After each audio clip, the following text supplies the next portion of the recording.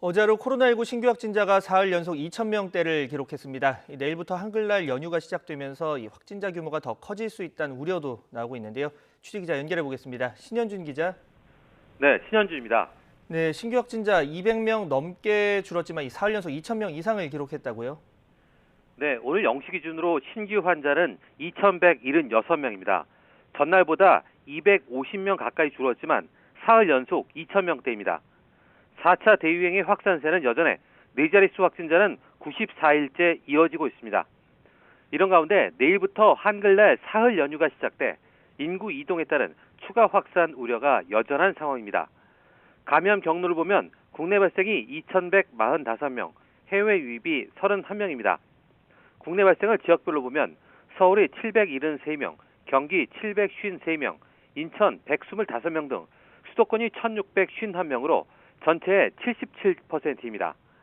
비수도권에서는 경북이 77명으로 가장 많고 충북 64명, 충남 59명, 경남 54명 등 17개 시도 전역에서 환자가 나왔습니다. 코로나19 관련 사망자는 10명 늘었고 위중증 환자는 2명 증가해 377명입니다. 백신 접종도 2차 접종 위주로 속도가 높아지고 있습니다. 어제 1차 접종자는 3만 6천여 명이고 2차 접종자는 71만여 명입니다. 1차 접종률은 77.6%인데 18살 이상만 놓고 보면 90.3%입니다.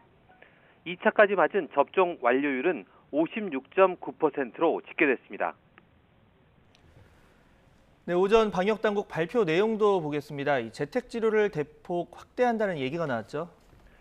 네, 지금까지 미성년자나 미성년 자녀를 둔 보호자 등만 재택치료가 가능했는데요.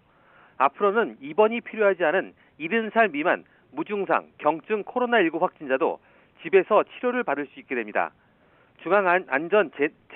중앙재난안전대책본부는 예방접종률이 높아지면서 중증화율이나 치명률이 감소하는 등 달라진 방역 여건을 고려해 이처럼 재택치료를 확대했다고 밝혔습니다. 다만 확진자가 감염 전파에 취약한 주거 환경에 거주하고 있어 타인과의 접촉을 차단하기 어렵거나 앱 활용이나 의사소통이 어려운 경우에는 재택치료 대상에서 제외합니다. 또 재택치료 중에는 지역사회 의료진을 통해 건강 모니터링과 비대면 진료, 처방이 이뤄지며 이런 치료 행위에 대해서는 건강보험 수가가 적용합니다. 아울러 응급 상황에 대비해 24시간 대응 비상 연락 체계를 구축하고 구급차 등 즉시 환자 이송이 가능한 이송 수단도 마련합니다.